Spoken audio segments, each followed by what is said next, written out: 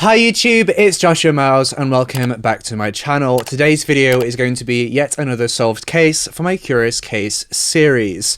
I'd just like to point out this video has not been made to cause disrespect or anything like that. It's just been made to spread awareness about this case by compiling information from various different public sources on the internet. Any theories discussed in this video are just that, theories. They are not fact and they shouldn't be taken as such, and any opinions expressed in this video do not represent the views of myself, law enforcement, or anybody else connected to this case unless otherwise stated. And with all that being said, let's delve right into this case.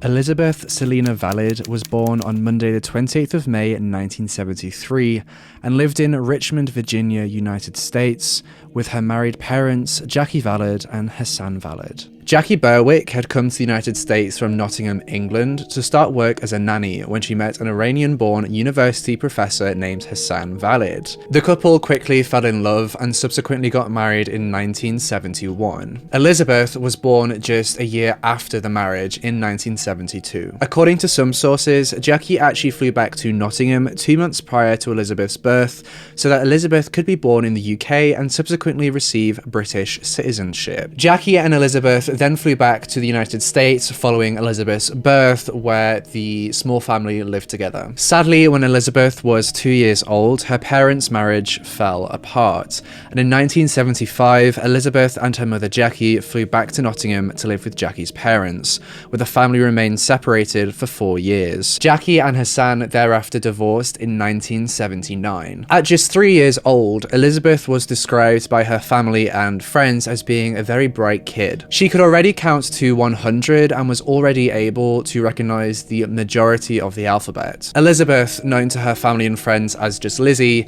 wasn't your stereotypical girly girl. She didn't like to play with dolls or that kind of thing, dress up.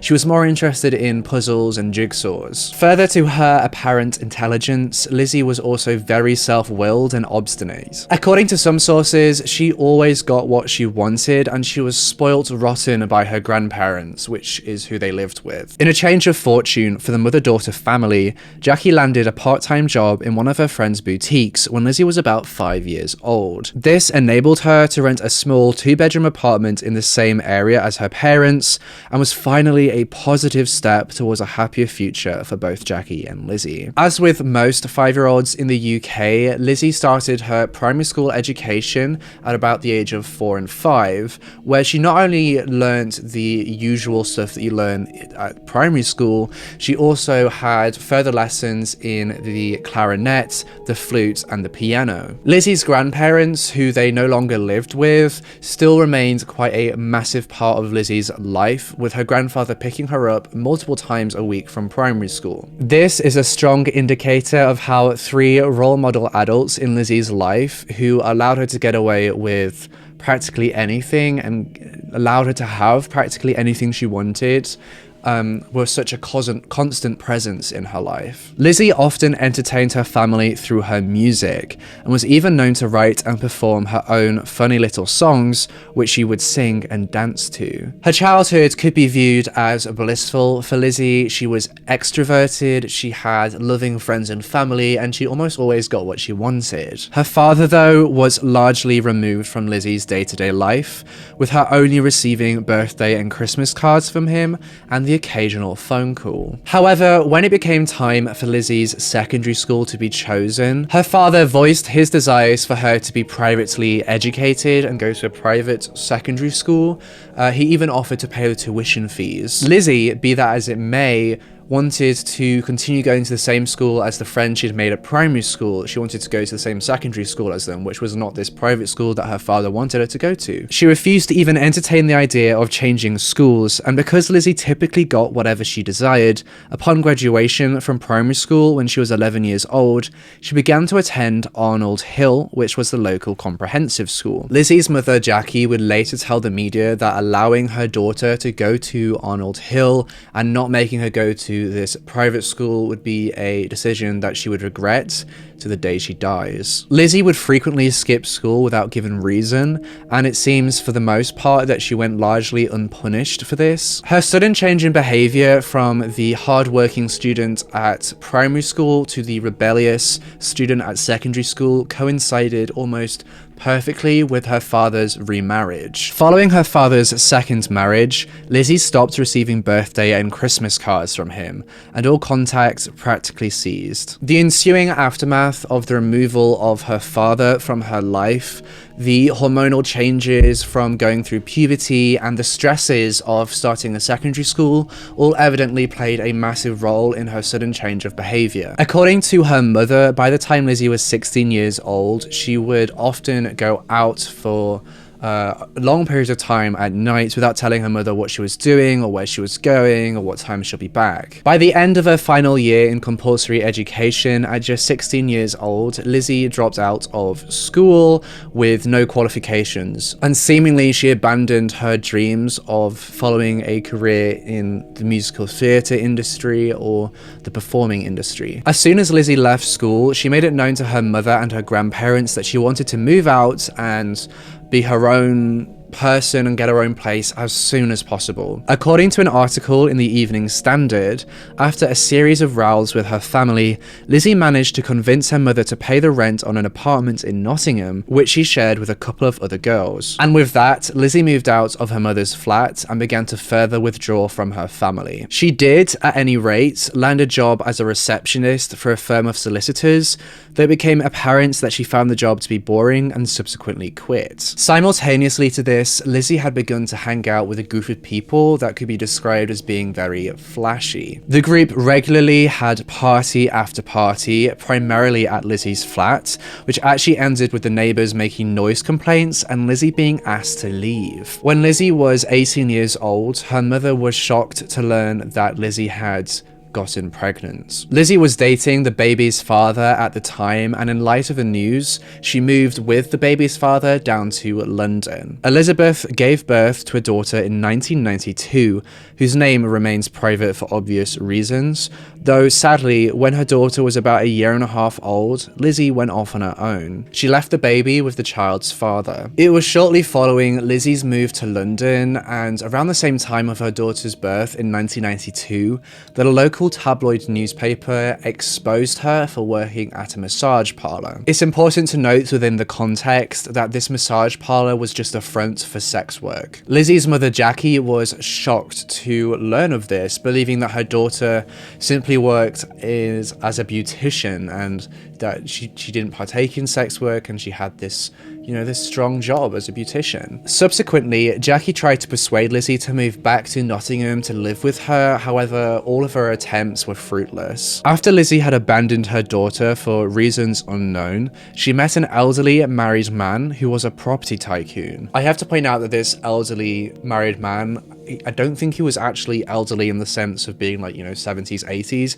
I think he's just a middle-aged man, but he's just described in quite a few sources as being elderly. This married man became obsessed with her and frequently took her out for dinners at the Savoy and at the Ritz in London. He even gave her a £400,000 flat in Edith Grove, which is just off King's Road in Chelsea, for her to live in, completely rent-free, bill-free, she can have it. She began to live a life of luxury and upper-class lifestyle, which she had never previously been exposed to. All Lizzie had to do was point at something, and this man, this property tycoon, would just buy it for her. She frequently began wearing Valentino and Chanel, desperate to prove that she lived a life of riches.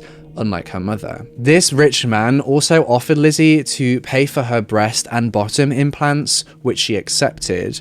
He also paid for Lizzie to go on a holiday with her mother Jackie at fancy and lavish European hotels. Though after 9 years of living this luxury lifestyle, Lizzie grew bored. In 2001, she went on a holiday to the Caribbean where she met a much younger man who she brought back home to England. According to her mother, this man was, quote, repulsive and was very obviously on drugs. When Lizzie's sugar daddy learned of this man that Lizzie had been seeing, he politely asked her to move out of his flat and ceased contact with her. From that point onwards, Lizzie's life began to go dramatically downhill. Her once weekly contact with her mother stopped in April of 2002, and unknowingly, this would be the last time that Jackie would ever see her daughter alive again. Jackie and her new partner Peter had both attempted to persuade her to come and live with them in Nottingham, though sadly Lizzie refused, and with that seemingly sealed her fate. From April 2002,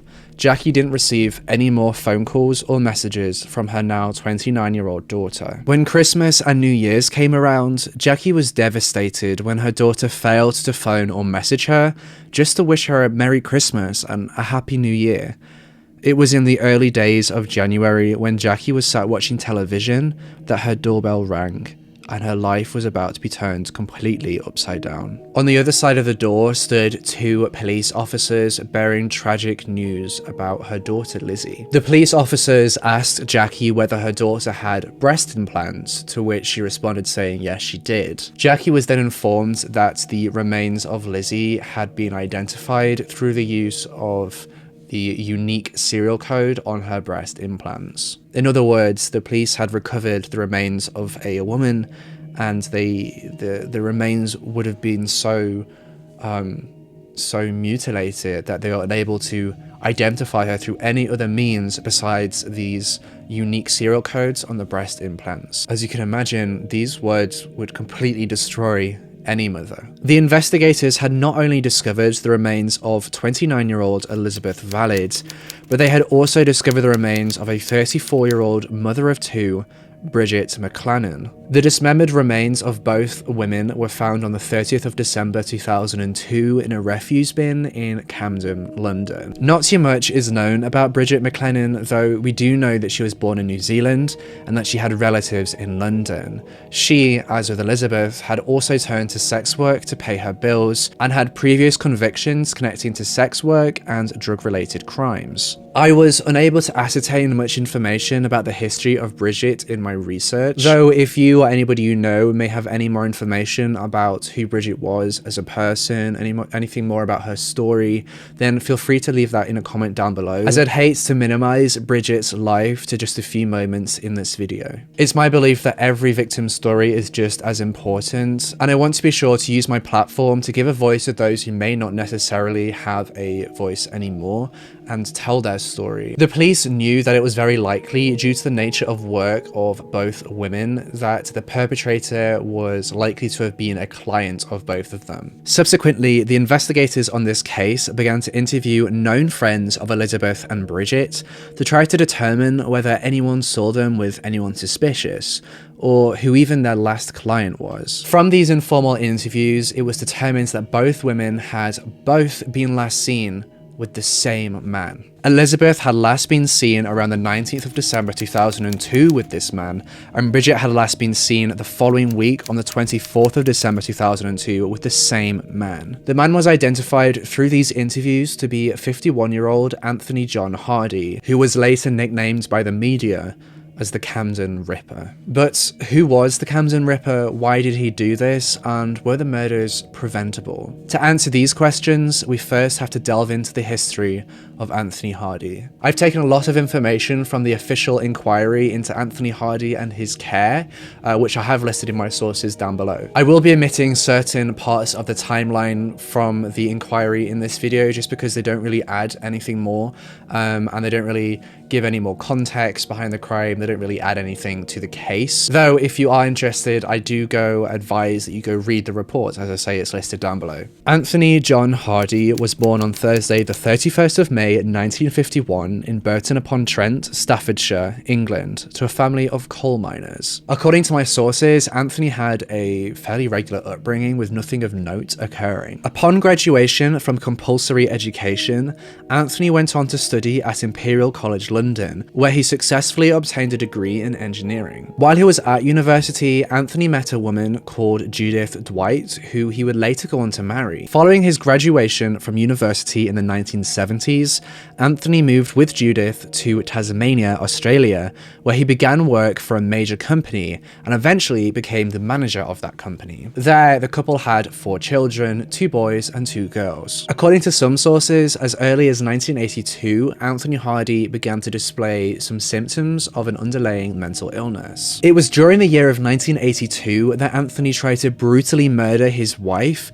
by hitting her over the head with a frozen water bottle before dragging her into the bathroom and trying to drown her in the bath. After striking his wife with the frozen water bottle while she slept peacefully in her bed, Anthony carried his wife, who was semi-conscious, to the bathroom where he had filled up a bath. He then forced her head under the water in an attempt to drown her. She woke up during this and tried to pull the plug from the bath, but the plug had been kind of sealed, so she was unable to pull it out. She was saved only by her oldest child, who heard the screams and came running into the bathroom and started screaming at Anthony. He told the police that if his wife didn't behave as he liked, then a bad side of him would come out. It's important to note that no criminal charges were brought against Anthony for this attack, though he was admitted to a psychiatric hospital in Queensland, where he stayed for about a month or 2 before being discharged. Later in 1982, Anthony kidnapped his wife and locked her in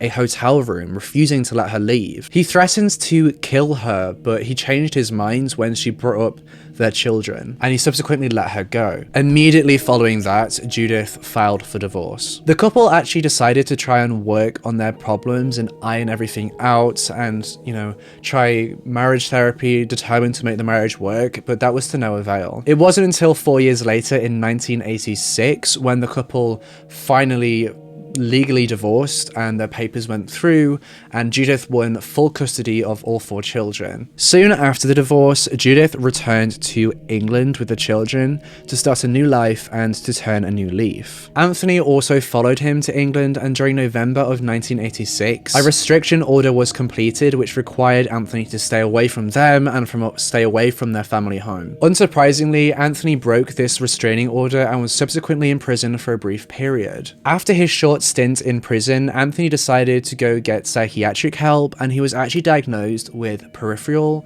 neuropathy. If you're unaware of what peripheral neuropathy is, according to the NHS website, peripheral neuropathy is a disorder that develops when nerves in the body's extremities, such as the hands, feet, and arms, are damaged. Further to this, the NHS website goes on to say that in the UK, it's estimated that almost 1 in 10 people aged 55 or over are affected by peripheral neuropathy. People diagnosed with this disorder, particularly people who present sensory symptoms, are likely to develop depression and anxiety due to the chronic pain that such a nerve injury causes. Anthony Hardy, following the diagnosis of peripheral neuropathy, was also diagnosed with manic depression and was prescribed medication to aid in relieving his depressive symptoms. According to forensicoutreach.com, he spent the majority of the 90s homeless and had spent the majority of his time living in numerous hostels and shelters in London. It was during this period that Anthony began to abuse substances and alcohol, which no doubt worsened any mental illness or psychological issues that he suffered from at this time. Anthony also had a few run-ins with law enforcement during this period due to aggressive behavior and theft, which actually saw him serve short jail sentences. Eventually, in the year 2000, he was granted council housing and subsequently moved into a 1-bedroom flat on Royal College Street in Camden. This particular area wasn't far from King's Cross, which, according to some sources, was an area in which sex workers and their clients frequented. It is also argued that Anthony had chosen this flat from choice-based letting listings primarily due to the fact that it was in an area which sex work occurred, an area which would become a hunting ground for the Camden Ripper. The following accounts of Anthony's movements is taken from the official inquiry into Anthony's care. As I mentioned earlier, you can find this report in the description, in the citations. Some parts are exact quotes from the inquiry report, while others are paraphrased. At 6:40 a.m. on the 20th of January 2002, the police were called to a flat on Royal College Street, the same building in which Anthony Hardy resided. On the front door of the flat in large black letters was written, "Fuck you, you're a cunt."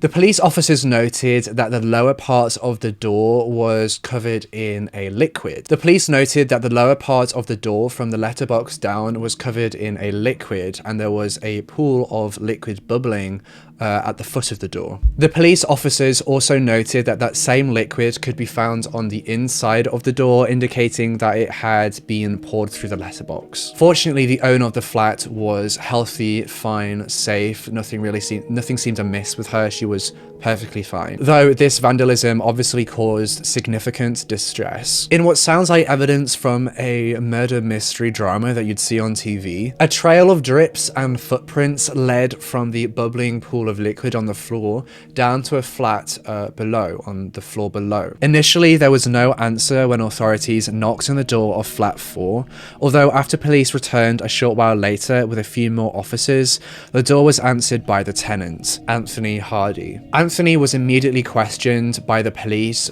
in regards to the graffiti and the criminal damage to the flat above. During the questioning, he confessed to having poured car battery acid through the letterbox using a modified plastic bottle as a funnel. He then presented the officers with the spray paint can that he had used to graffiti on the front door of the neighbor's flat. Towards the conclusion of the questioning, an officer noted that there was a locked room in Anthony Hardy's flat. When asked about it, Anthony told the police officers that it was his boarder's room and he didn't have the keys to it. Then the police arrested Anthony on criminal damages charges, and while they were doing so, they grabbed a coat for Anthony to put on so that they could take him to the police car.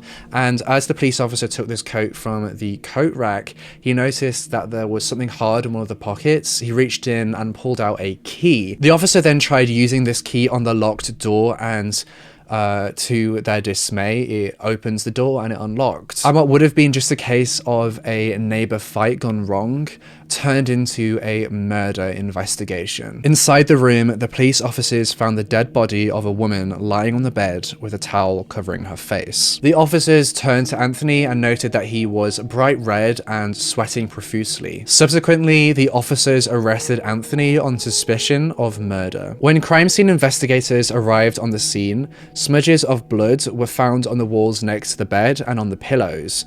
There was also a bucket containing soapy warm water and a sponge next to the bed. It's important to point out that when the CSI team arrived on the scene, the bucket of soapy water was still warm, which indicated that it had been filled with warm water not so long before it had been found. Clothes were also found in the room, including a hooded sweatshirt with a bloodstain in the hood, consistent with a small wound found on the head of the dead woman. More of her clothing was found to have been cut into pieces, including her bra and tights, and these appear to have been removed post-mortem. The police were able to use the possessions of this woman to quickly identify her to be 38-year-old Sally White. Presumably they identified her through bank cards or identification in her purse or handbag. Sally had last been seen alive the day prior on the 19th of January 2002 at a homelessness charity. She had actually been homeless for a number of years and used sex work as a means to buy food and temporary accommodation. The police determined that it was highly likely that Anthony Hardy had met Sally White due to sex work and he was a client of hers. When questioned at the police station, Anthony Hardy responded to all comments pertaining to Sally White with the words, "no comments." On the 22nd of January 2002, Anthony Hardy was brought to court where he was charged with criminal damage. He was actually seen at court by 2 medical professionals who are part of the Psychiatric division team. He was actually seen at court by 2 medical professionals who were part of the Psychiatric diversion team. The psychiatric team told the courts that Anthony had given them a version of events for the 19th and 20th of January that led to the criminal damage. On Saturday, the 19th of January, Anthony had drunk until he couldn't drink no more. He had even ensured that his fridge was stocked with more alcohol so that he could stay drunk. He claims to have blacked out, but that he does remember pouring battery acid through his neighbor's door and painting the graffiti. He had apparently done this due to a water drip that had He had apparently done this due to a water drip that had come from his neighbour's flat down into his own flat, and he had written a letter to her, but she hadn't replied or done anything about it, and thus he carried out the attacks. The neighbour alleges that this wasn't the first time that he had used battery acid in attacks, with an incident occurring in November previously with a different neighbour, and with various vandalisms of her car. Anthony admitted that he wasn't aware of these incidents, he didn't know that they had happened, but he also admitted that he couldn't guarantee that he wasn't responsible for them, and that was on account of his alcoholism. The medical professionals also determined that Anthony was very depressed, and it was very likely that he would attempt on his own life. After being found guilty on charges of criminal damages, Anthony Hardy was taken to the Pentville prison, where he carried out his sentence until the 8th of April 2002, which is when he was transferred to a psychiatric hospital. As Anthony was carrying out his sentencing in prison, a post-mortem examination was conducted on Sally White to determine her cause of death, and this post-mortem was carried out by a consultant forensic pathologist. This pathologist's report concluded that Sally's death was consistent with natural causes and was a result of coronary artery disease, which is the preponderant evidence. The wound to the head was consistent with a single blunt impact upon a stumble or collapse, and contact with the back of the head with a broad hard surface or the floor. The wound had not caused her death. No other significant injuries were found. Effectively, this report concluded that Sally White had suffered a heart attack, which she had passed away from, and as she suffered this heart attack, she fell to the floor and hit her head. Important to note, the report states that she had not been killed by this blow to the head. Due to this, the Crown Prosecution Service determines that there was insufficient evidence to charge Anthony Hardy with the murder or even manslaughter of Sally White, and subsequently he was only charged with that charge of criminal damages, which he had pled guilty to. Anthony Hardy's stint in psychiatric care was complex and detailed. It was heavily recorded, so I've elected to omit some details that I don't believe are relevant to this case or relevant to the context of this video. On the 12th of March 2002, while Anthony was still in prison serving his sentence, he was actually sectioned due to his suffering of depression and his intrusive thoughts of self-harm. On the 8th of April 2002, he was admitted to the Mornington unit at St Pancras Hospital under Section 37 of the Mental Health Act. Interestingly, on the 8th of April, he was assessed by a consultant psychiatrist who determined that he showed no symptoms or signs of mental illness at all, though he was referred 10 days later to the Alcohol Advisory Service for his alcoholism. Towards the end of April, Anthony was transferred to the Cardigan ward at St Luke's Hospital, as that ward permits escorted leave and was better equipped to handle alcoholism cases. He stayed in the Cardigan ward over the summer and was further referred to the Alcohol Recovery Project so that he could begin his journey to recovery and rehabilitation back into society. In the inquiry report, it's detailed that on several of his unsupervised leaves throughout summer and autumn, he had returned smelling of alcohol or that he was drunk.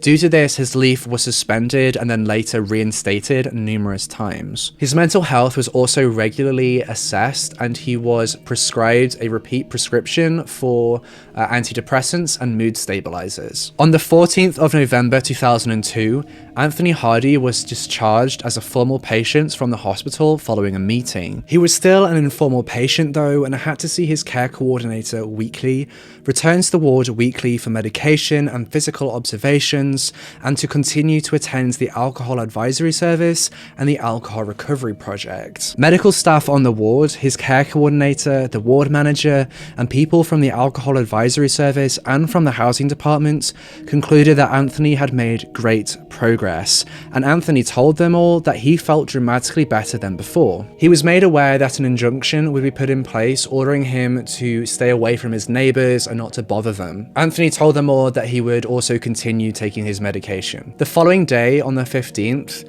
Anthony packed the last of his belongings that were at the ward and told the staff there that he would come back the next morning to collect them, though he didn't actually return to the ward until the 30th of November. It was noted that he did present and appear to be mentally stable. He didn't seem to be drunk or anything like that when he finally picked up the last of his stuff from the ward. A month and a half later, the dismembered remains of Elizabeth Valid and Bridget McClannon were found by a homeless man in a refuse bin that was located close to Anthony's flat. As we discussed earlier, we know that both Elizabeth and Bridget were last seen with Anthony Hardy, and due to this and due to the fact that the remains of both women were found in a refuse bin close to his home, police officers obtained a search warrant for his flat. The police had to force their way into the flat on the 30th of December 2002, and when they got inside, they found a hacksaw with a piece of human skin attached to the blade. They also discovered more remains from Elizabeth Valid inside the flat. Police further found a devil's mask and a note that read "Sally White RIP," along with Elizabeth's blood in the bathroom. Anthony had actually taken 44 pornographic photographs of the two sex workers who he had sent to a friend to have them developed. Upon seeing the negatives, this friend forwarded them to the police. The wrists of each victim and the ankles of each victim couldn't be seen in the images. The devil's mask that the police had found in Anthony's flat had been placed on Elizabeth's face in these images to conceal it. Both women were dead when the images were taken. Anthony had positioned the women in different poses for the photographs. They were all taken in his bed and they were all naked. They were all taken in his bed, and in all the images, the two women were naked. A baseball hat was also put on the head of the two women to further conceal their features. A warrant for Anthony Hardy's arrest was immediately issued, but it wouldn't be until 4 days later, on the 3rd of January 2003, that he was found and arrested. Anthony had gone to pick up his prescription of insulin, and the medical staff had immediately contacted the authorities. When the police came to arrest him, he put up a fight. Anthony knocked one of the police officers unconscious and even stabbed one of the other police officers through the hand. He actually desiccated that same police officer's eye from its socket, but despite these injuries, the police officer was able to keep Anthony detained until backup arrived. Anthony was arrested wearing the same baseball hat that he had used in the photographs of the dead women. When questioned by the police, Anthony refused to cooperate, answering with no comments to every question. Despite this, there was sufficient evidence for a trial to take place, and subsequently, Anthony Hardy, who was nicknamed the Camden Ripper by the press, was charged with the murders of Elizabeth Valid, Bridget McClannon, and Sally White. In a strange turn of events, the pathologist that had conducted the post-mortem examination on Sally White and concluded that she had died of a heart attack was actually struck off the medical register.